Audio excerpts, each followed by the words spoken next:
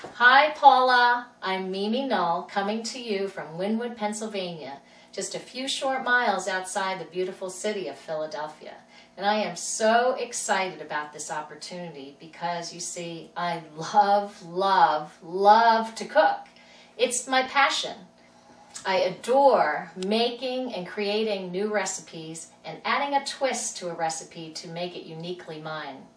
I read cookbooks like some people read novels, and on average I make about 6 new recipes a month. Don't I, honey? Philadelphia cream cheese is one of my favorite ingredients in making Alfredo sauce, as well as my gourmet cheesecake, spreads, dips, and candy. Yes, candy. As you see, the cream cheese tones down the sweetness of the candy while adding a creaminess and creating a smooth texture. Now, I have 2 favorite candy recipes. The first one is Mom's peanut rolls, and that's a recipe handed down by family, and it is out of this world. People go crazy for peanut rolls when I make them, and I just don't think I'm ready to give up that top secret recipe. My other favorite candy recipe is a recipe my mother taught my sister and me how to make when we were kids. And that recipe is equally as good. When I serve it, there is never a piece left, and people constantly ask for the recipe. The other nice thing about this recipe is that it's an easy recipe. And even though I love making recipes, I always love having an easy recipe up my sleeve. And the name of this candy is Flitch. So let me show you the ingredients used in making Flitch. First, we start off with 4 ounces of Philadelphia cream cheese that I sliced up and cubed. And you let this come to room temp just to soften it. 1 teaspoon of butter, softened. A ½ teaspoon of vanilla extract. 1 1-pound box of confectioner's sugar, and about a cup of peanut butter. Now, let me show you how we make this. So, take the 4 ounces of Philadelphia cream cheese and add it to your mixer.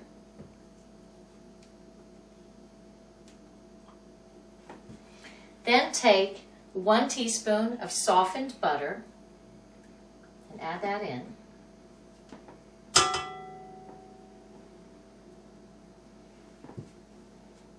And add in the 1 teaspoon of vanilla extract.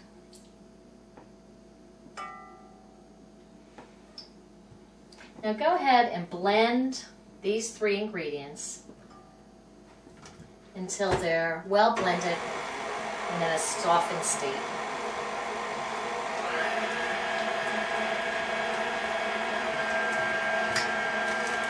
While that's blending, go ahead and open up your bag of confectioner's sugar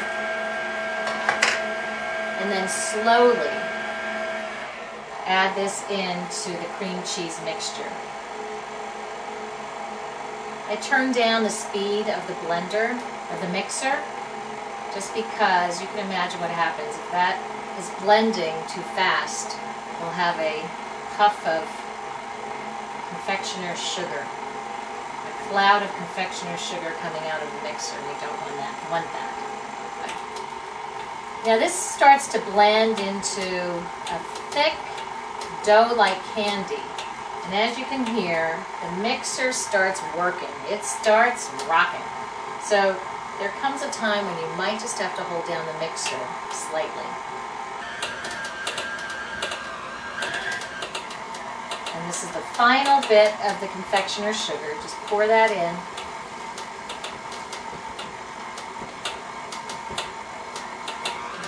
Just about finished mixing up the candy.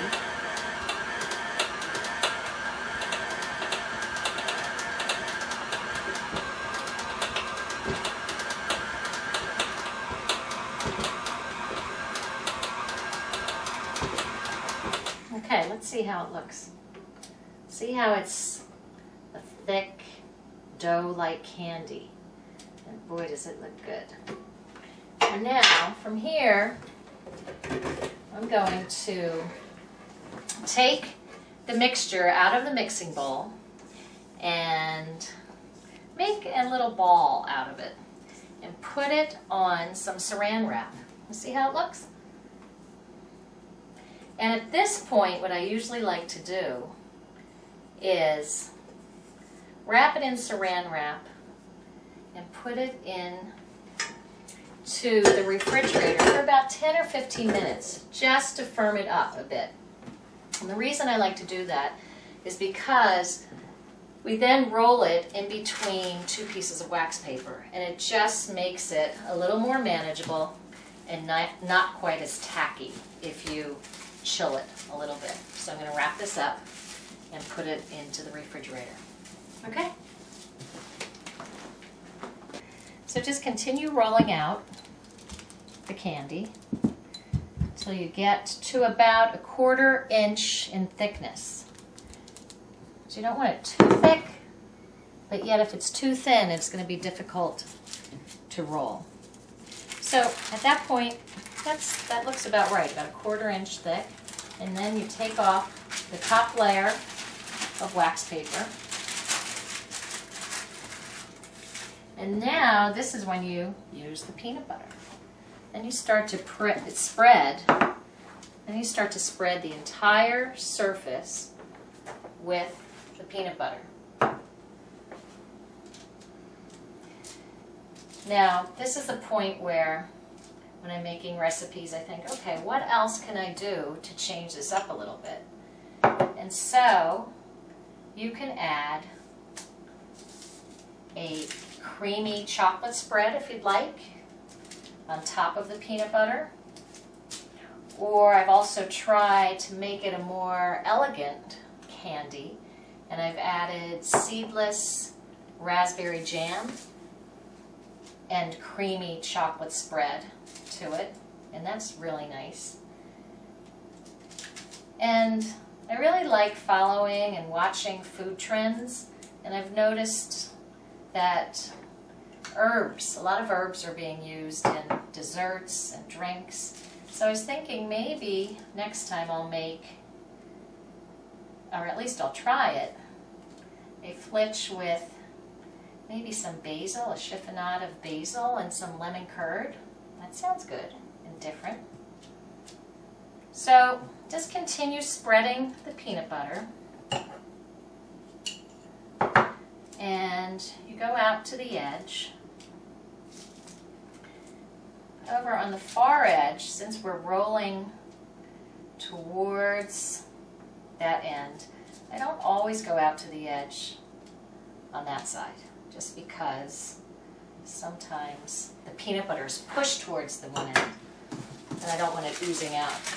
Okay, so what you do is you start rolling this.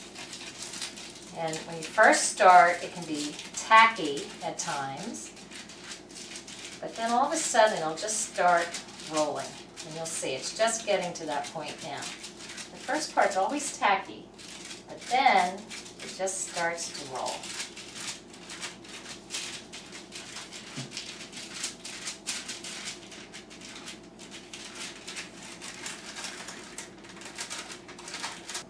Okay, so after rolling the Flitch, you can again put it back in the refrigerator before you slice it for about 15 minutes just to firm it up one more time.